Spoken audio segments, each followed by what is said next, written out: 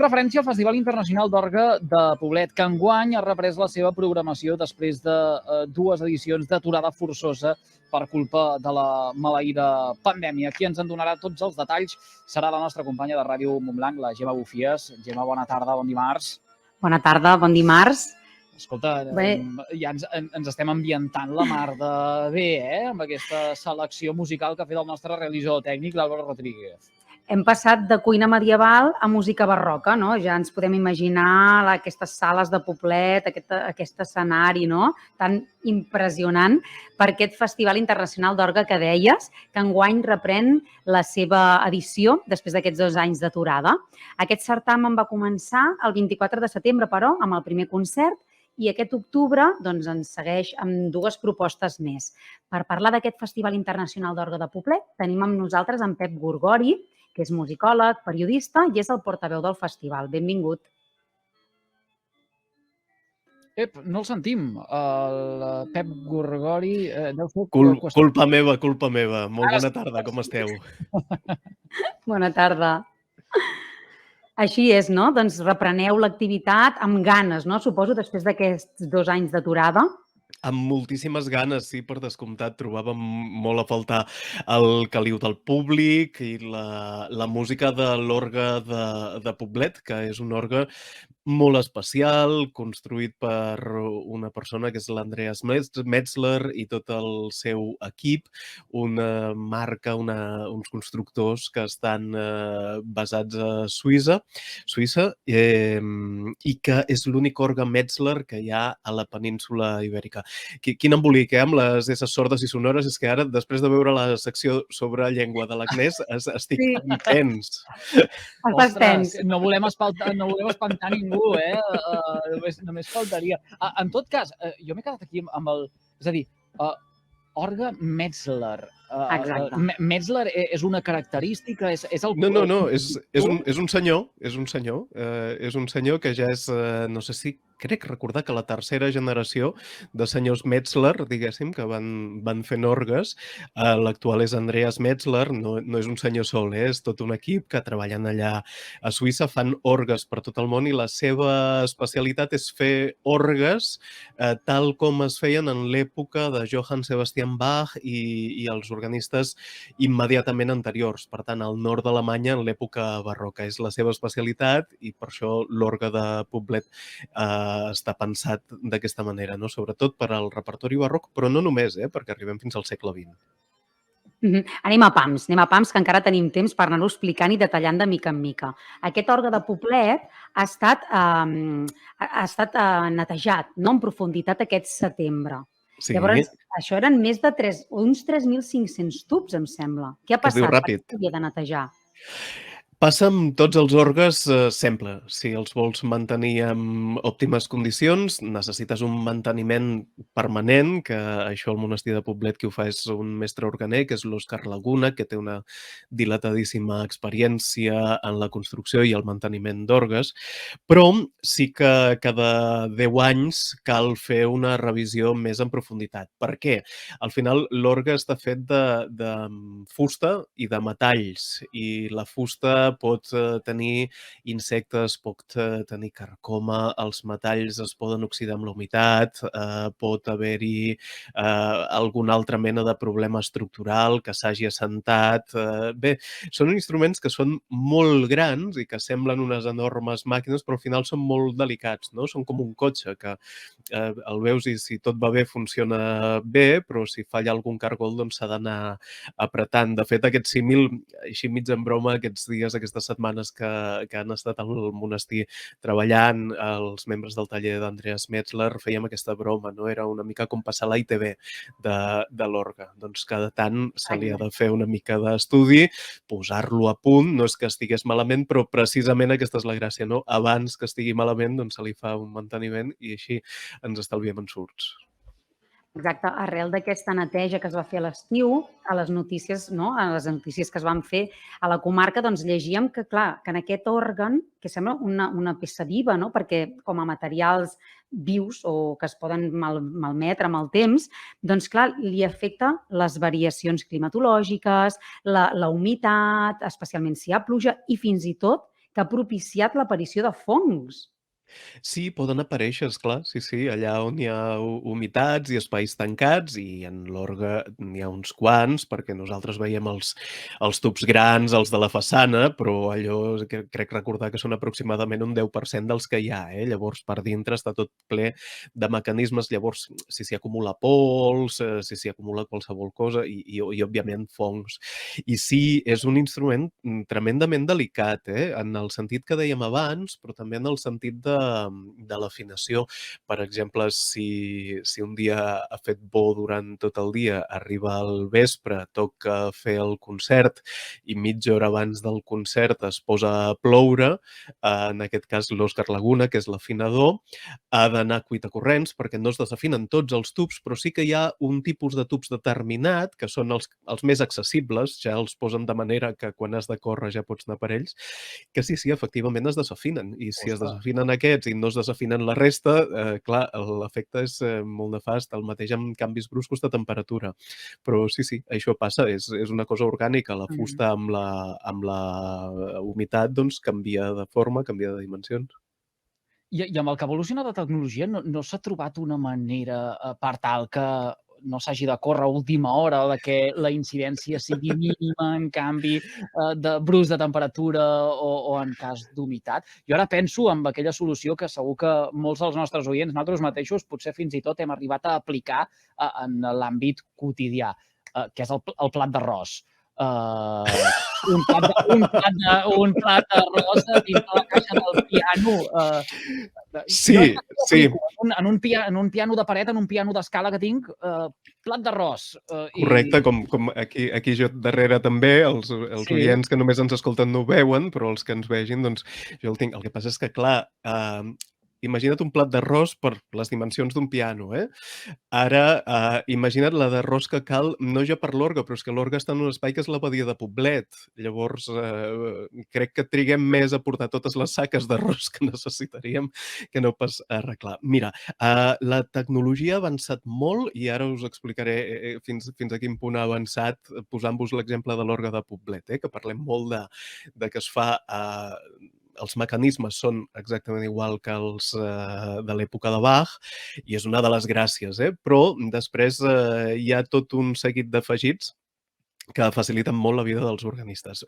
Però, per altra banda, la tecnologia no ha pogut evitar tot això que diem. Clar, penseu que dins d'un orgue, ara us deia, hi ha fusta, però no hi ha una fusta qualsevol. Hi ha fins a 30 tipus de fusta diferents, de diferents arbres, tilers, castanyers, pins, cedre, perera, perquè cada fusta té les seves característiques i que per cada part del mecanisme necessites doncs, una fusta de característiques diferents. Algunes necessites que pesin, altres necessites que no pesin, etc. Clar, això, doncs mira, si ho fas tot de plàstic no tens ni problema de fongs ni problema d'humitats que se't dilati, se't contregui, no? Però, esclar, la sonoritat no és la mateixa i el que es busca en un orgue precisament és buscar la sonoritat perfecta per aquell espai i per un determinat repertori.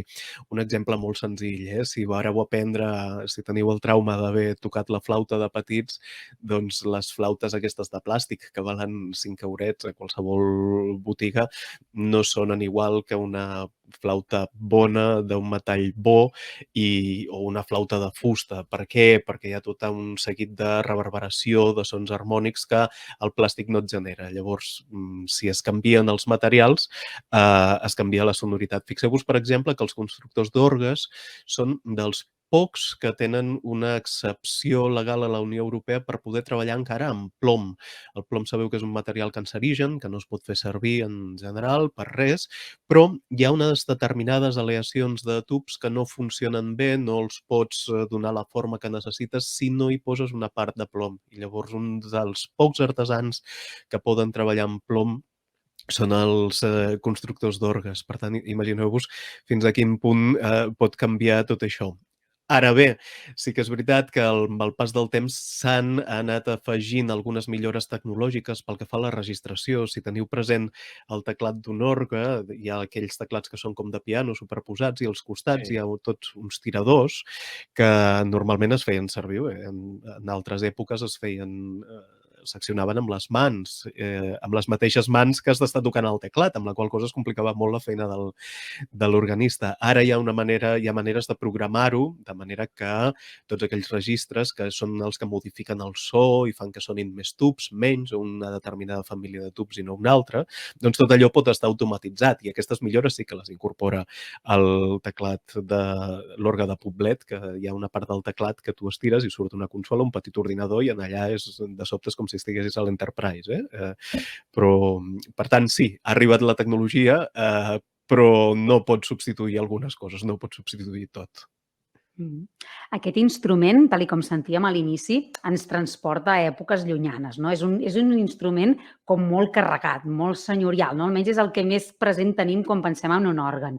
Però llegim que a part d'estar preparat per interpretar-hi música del barroc, en aquest cas no sé si serà d'Alemanya i França, diu que és molt versàtil i que fins i tot es podria acollir sense problemes a repertoris del romanticisme o fins i tot contemporanis. En aquest cas, crec que no sé si veurem alguna cosa més de pop, que sí, alguna cosa? Sí. Efectivament, sí. Tenim aquesta imatge de l'orgue perquè, clar, quan veiem un orgue, el 99,8% de les ocasions està en una església i fent música per al servei litúrgic o quan, clar, el gran compositor de música per orgues Johann Sebastian Bach i per tant és barroc, però hi ha compositors actuals que segueixen fent servir l'orgue. Hi ha orgues que no són en recintes sagrats, pensem en l'orgue del Palau de la Música Catalana sense anar més lluny, però també al llarg del segle XX havia estat molt habitual trobar cinemes amb orgue en lloc d'en piano, amb orgue, que dona més possibilitats expressives i no tenien res a veure ni amb la litúrgia, ni amb la música antiga, ni res de res. Per tant, és una imatge que és veritat que ens ha quedat, no? Quan el veiem, no? Tan senyorial, pensem en una cosa més antiga, però és més moderna. Ens hem quedat a mitges a l'hora de repassar una mica el programa que hi ha previst de cara a aquest mes d'octubre, amb propostes pel dia 8 i pel dia 15.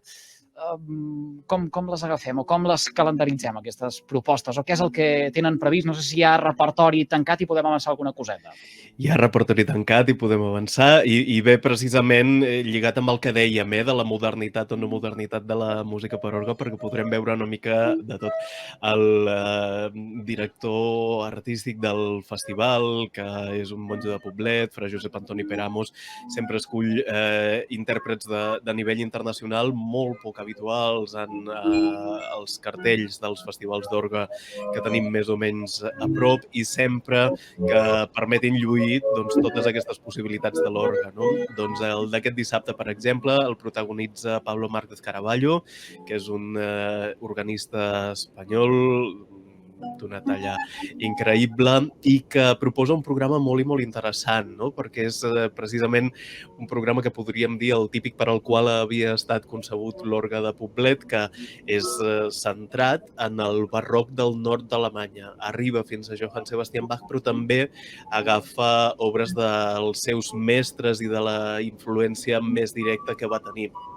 Són noms que habitualment no ens sonen, a menys que sigueu seguidors de la música d'orgue. Són Heinrich Schiedemann, Dietrich Buxtehude, el gran mestre de Johann Sebastian Bach, Nikolaus Bruns, un dels predecessors imprescindibles a l'hora de traçar tota la genealogia del mestre de Leipzig, i acaba amb obres del propi Johann Sebastian Bach. El concert es tanca amb el preludi fuga en la menor, per exemple, el número de catàleg 543, que és una obra absolutament monumental, espectacular i que escoltada a l'abadia de Poblet, a més amb aquesta reverberació que té, tota aquesta ressonància, és francament molt interessant. Això és el que podrem veure aquest mateix dissabte. I si ens en anem al dia 15, tenim l'Agnes Luchterhand, una organista alemanya, que ens proposa un programa molt especial, perquè comença també amb organistes i compositors de la mateixa escola que haurem sentit aquest dissabte el dia 8. Doncs el dia 15 tornem a sentir, per exemple,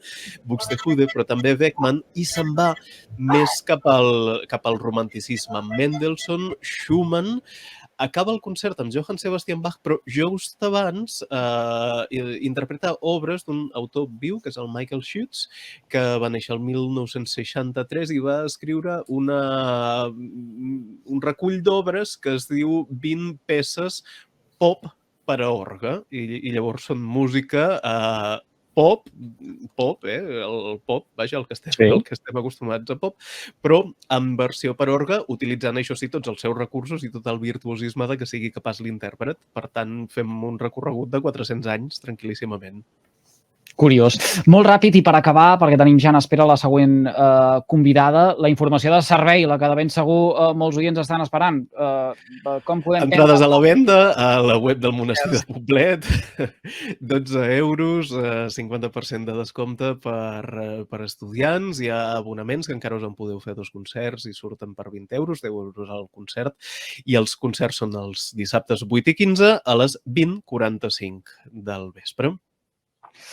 Pep Gorgori, moltíssimes gràcies per compartir amb nosaltres aquesta estoneta en directe. Ha estat molt interessant tot el que hem descobert avui entorn dels orgues, entorn al festival i també de la història de grans compositors com Bach i els seus mestres. Doncs gràcies a vosaltres, Eduard i Gemma, per comptar amb nosaltres i sempre que vulgueu, aquí estem. Un plaer, que vagi molt bé. Bona tarda. A reveure. Bona tarda. En Pep Gorgori, que és musicòleg, periodista i portaveu del Festival Internacional d'Orgue de Poblet. Anotem aquesta cita, la incorporarem també a l'agenda del cap de setmana amb aquestes recomanacions que fem de proximitat i quilòmetre zero a diari. Gemma Bufies, ho hem de deixar. Fins demà, que acabis de passar un bon dimarts. A reveure. Igualment.